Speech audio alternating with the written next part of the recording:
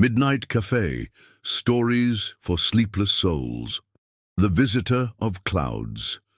On an autumn night, when the breeze carried the scent of wet wood and unspeakable memories, a woman entered Midnight Café. She wore a grey dress, as though born from mist. She sat quietly by the window, pulling out a small notebook, its pages worn from too much writing and erasing. The waitress, with a calm smile and eyes that seemed to know more than they let on, approached. "First time here? I think I've dreamt of this place many times, until I believed it wasn't just a dream." The waitress placed jasmine tea in front of her. "Jasmine helps retrieve dreams." "I don't want to remember. I just want to know. Do dreams end when we wake? Or do they wait for us somewhere?"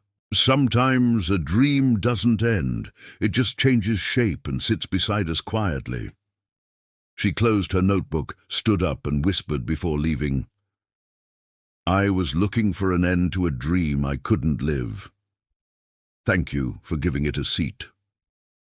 The Last Violinist.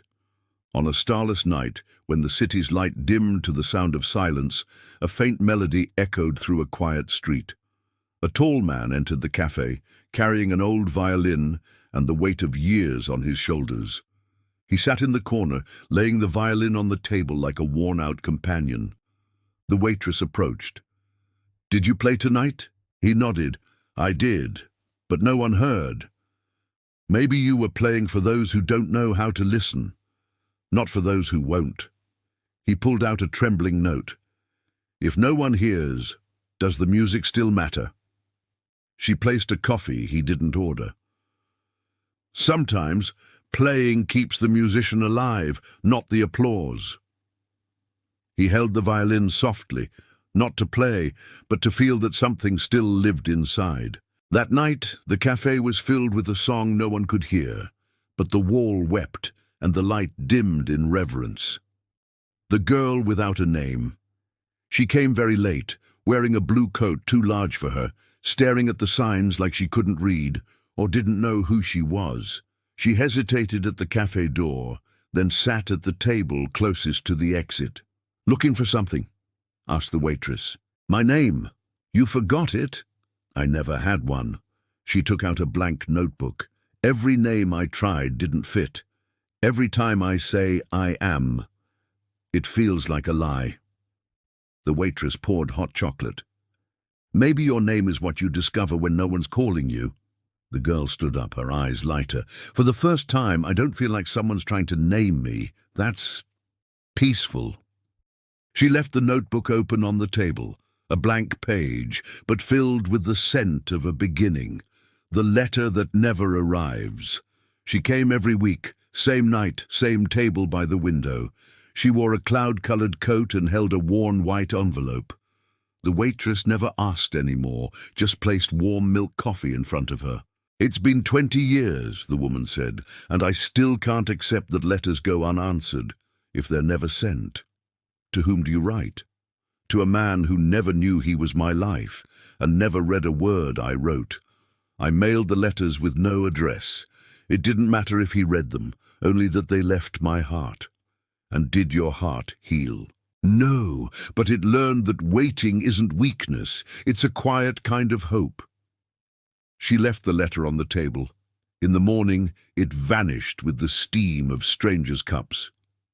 The Man Without a Shadow. He came on a full moon night, tall, quiet. His presence stirred the air. He sat beneath the lamp, where it became clear he had no shadow. The waitress asked, "What brings you tonight?" "I needed proof I still exist." "Why doubt it? When people don't see you, when no reflection follows your steps, you start to wonder." "Did your shadow vanish suddenly?" "Bit by bit, each time I betrayed my own truth." She served him water. "A shadow walks only with honesty." "Can it return?" "Maybe it starts, the moment you stop running from yourself." That night, only the steam from his cup proved he'd been there. The cup reader. She came with old cups, worn photographs, and a box of sugar she never opened. To strangers, she read the future in the coffee grounds. You regret not saying goodbye to your father before he died. You fear your lover sees only who they want you to be. You fear something with no name, and every time silence or tears. The waitress once asked, "Have you ever read your own cup?" The woman laughed, "No, because if I do, I might discover I see nothing at all." That night she left an unwashed cup behind, as if to keep something of herself suspended in the steam. The man who dreamed the same dream. He came every night, haunted. "I see the same dream," he said. "A train, always moving. I sit alone, no one boards, no one leaves." "How do you feel when you wake?" "Like I never left the train." "Did you ask the dream where it's going?" "I try, but it ends at the window. The doors close. Maybe the train isn't on tracks. Maybe it's moving through you." "You mean I'm not running away?" "Maybe you're waiting for something that hasn't come yet." That night, for the first time, he said, "If it comes again, I'll try to stand up."